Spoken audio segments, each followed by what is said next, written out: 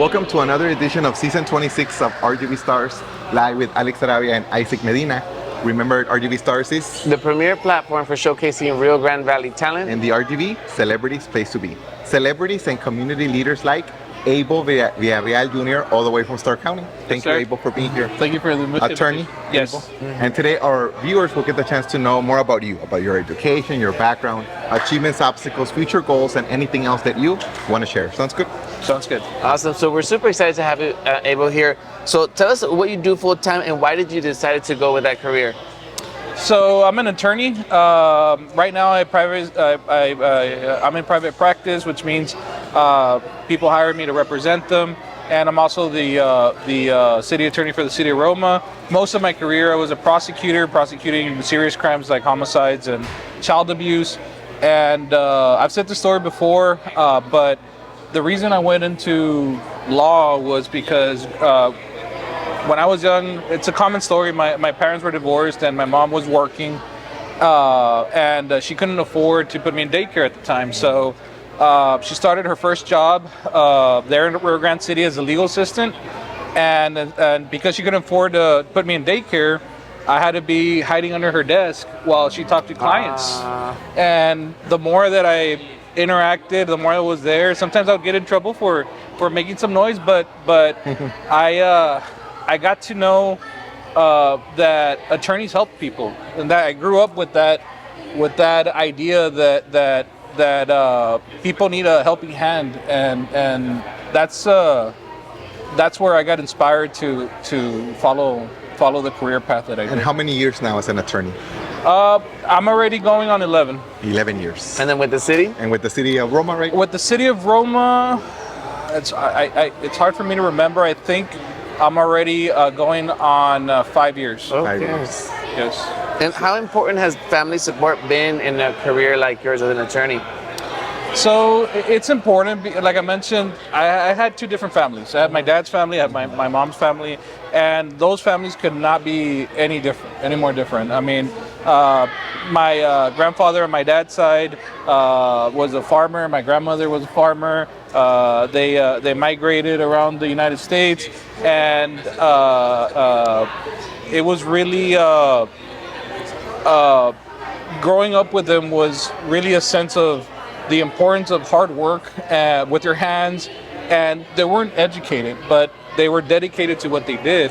And on my mom's side, she early on instilled the importance of education. I wasn't always the best student, and when I didn't do well, she made sure that I sat down, did my homework, and made sure that I did what I had to do in order to learn and grow. And it was that discipline between those two families that it was a good balance in becoming what I am today. Nice. And you're also running for public office, right? I am. 229th District Court. I am. It's a district court. It handles 3 different counties: Stark County, Jim County, and Duval County. This court, it's a judge position. This court handles felony cases. It handles big civil cases, and pretty much the most serious cases in court that our community has to offer. Mm-hmm. And it's a really important position because if not done properly, justice either will take years or might never come. Mm-hmm. So that position is definitely something that is important to our community. What was your main motivation for running this campaign, for running for this public office? So I mentioned earlier, I was a prosecutor there for many years, and I handled cases in Star, Jim Hogg, and Duval County. And being there and speaking to victims and speaking to attorneys, I was also a private attorney a few years back for a while, and you see that justice isn't happening. It's taking years. When a court is open in one of the 3 counties for 1 day out of the month, in another county 2 days out of the month, in another county 3 days out of the month, if you can count the days in a month with one hand that the court is open. Wow.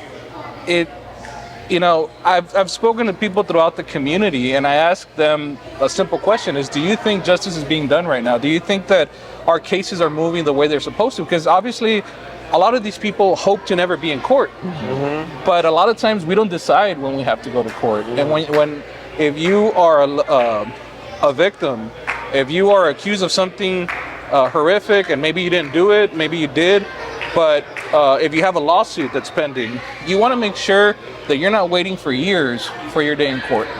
And seeing that repeatedly, it's disheartening.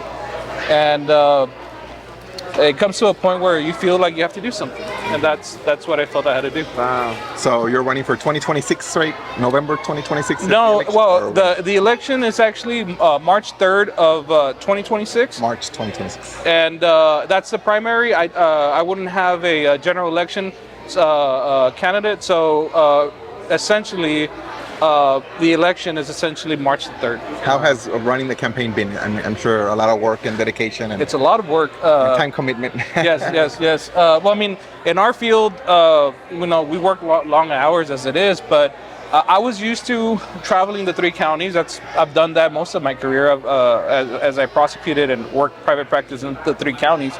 So that's something that I was used to. But it's definitely different. You have to simultaneously think of the needs of each county, and the needs of each county are different.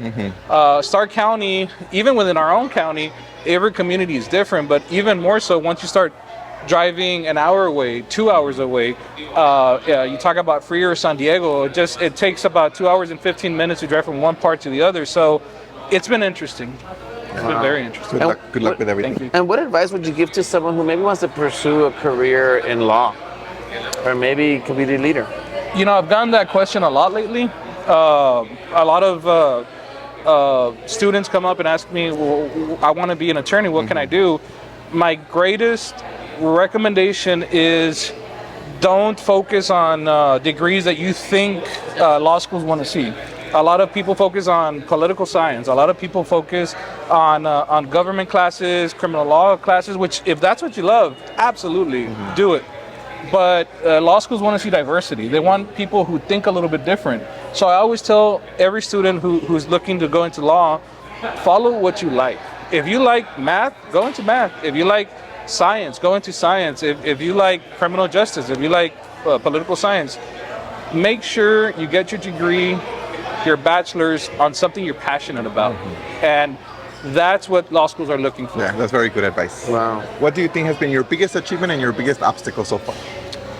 So my biggest achievement, going back being a prosecutor, I handle a lot, like I mentioned earlier, a lot of child abuse cases and a lot of homicide cases. And I feel that every single time we put in the work and we went in front of a jury and asked for justice on behalf of the victims, and we got that justice. As an attorney, as a prosecutor handling that case, it's a feeling that it's very hard to describe, but it's fulfillment. It's a hard job. Many times it's a thankless job, but it's fulfilling, and that's I would say that's my greatest achievement personally. And the obstacles? Well, the obstacles is a lot of times trying to do justice when the tools are not there. And that's kind of coming back full circle as to why I was running is an attorney can do so much. A client can do so much. But if the tools necessary, if the settings necessary are not there, it's impossible. Wow. Yeah. And what are your future goals? Where do you see yourself in the next 5 to 10 years from now? Well, I see myself on the bench. That's for sure. But no, in all honesty, being on the bench, what I would want to see is opening up the court more to the community. And what I mean by that is, as a prosecutor and as an attorney, I see a lot of students not thinking about the consequences of certain actions. A lot of times they might think certain things are innocent or it's not a big deal, but then they get in trouble and it might affect their application process to college or medical school or you name it. And I would really like to take some court proceedings to the schools or bring the students to the courtroom so they can get a little bit more real world experience as to, okay, these are the consequences. And I think that would go a long way. I think. Yeah, definitely. And where can our closing- viewers go ahead. find you on social media?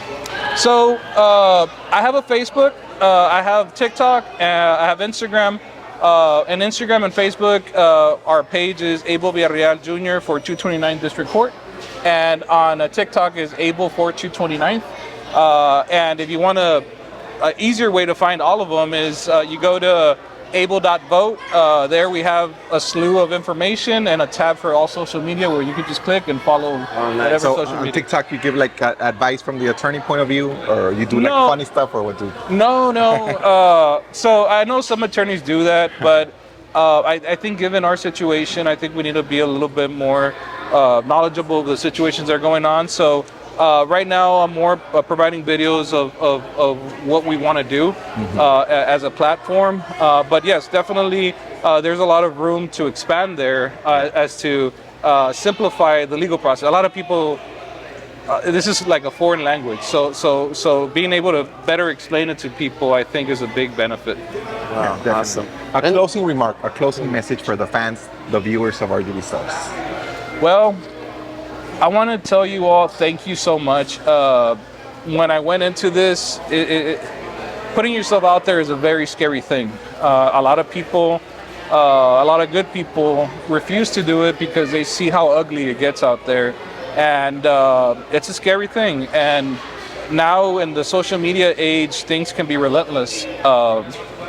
But as I've walked the community, as I've had events, I can tell you that I can't be more grateful for all your kind words and for your acceptance and for hearing me out. And for that, I'm eternally grateful. With your help, in March 3rd, we're going to bring some real change to the community, and I hope you'll join me in being part of that. Awesome. Well, thank you, Abel Villarreal. We wish you so the best. much. More success and more blessings. Yes. Thank you. In your Thank you. future. Thank you so much. Happy holidays also, and happy New Year. holidays. 2026. And this was another edition of season 26 of RGV Stars, live with Alex Sarabia and Isaac Medina. Remember, RGV Stars is The premier platform for showcasing Rio Grande Valley talent. and the RGV Celebrities Face to Be. Until next time. See you guys.